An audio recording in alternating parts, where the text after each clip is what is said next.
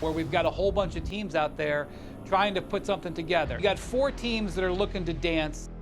The Nets, the Jazz, DeAndre Ayton, who has been a target of the Pacers.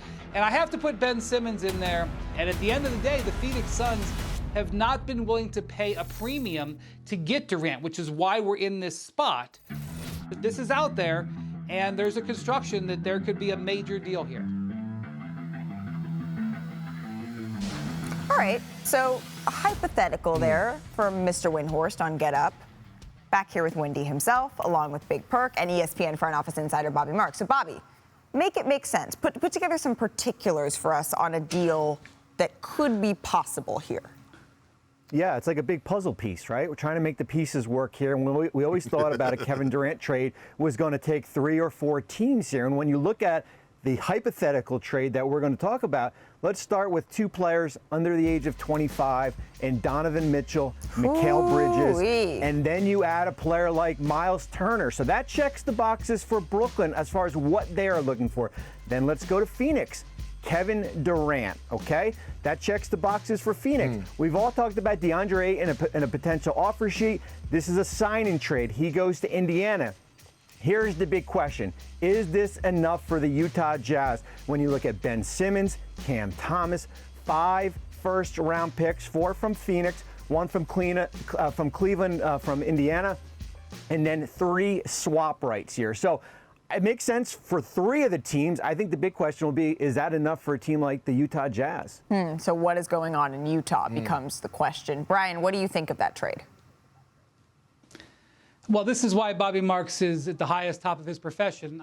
You should charge a consult fee for those teams for putting that together for them, Bobby. I think it's especially interesting, and here's why. If you look at this trade, from what I understand, one of the things that Phoenix has been reluctant to do is to put a whole bunch of players in. They're willing to talk about draft picks, but they don't want to gut their team to get Kevin Durant. So in this construction, yes, it costs them Mikal Bridges, who's a valuable player, but I don't even know if they're going to retain DeAndre Ayton anyway. And so this construction allows it to be a draft pick-based trade, which is what Utah, I think, ultimately is going to want, is a draft pick-based trade.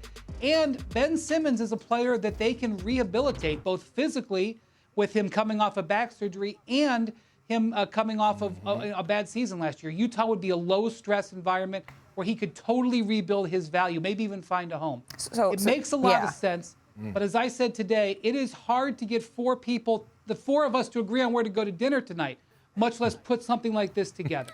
I'll decide. We're going to Sugarfish. Perk, who wins that massive hypothetical 4-team deal and why?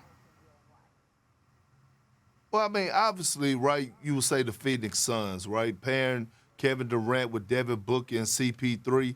But I got something interesting. You know what? I actually think Utah could win that deal. I think Ben Simmons and Cam Thomas is a great deal and a great pickup. And let me explain to you why I feel the way I feel about Ben Simmons and that proposal going to Utah. You know why? Because he don't have any distractions. And Utah is nothing outside really for us the lifestyle that he want to live. So guess what? He actually have to lock in into the game of basketball. That's the thing about having to go to a city like Utah. Not saying that Salt Lake is a bad city. I'm just saying the nightlife is not there. You don't have all the extra. So now you have to work and just concentrate on your craft. That would be everything for Ben Simmons, and I actually think we would get the best version of Ben Simmons. Thanks for watching ESPN on YouTube. For live streaming, sports, and premium content, subscribe to ESPN+.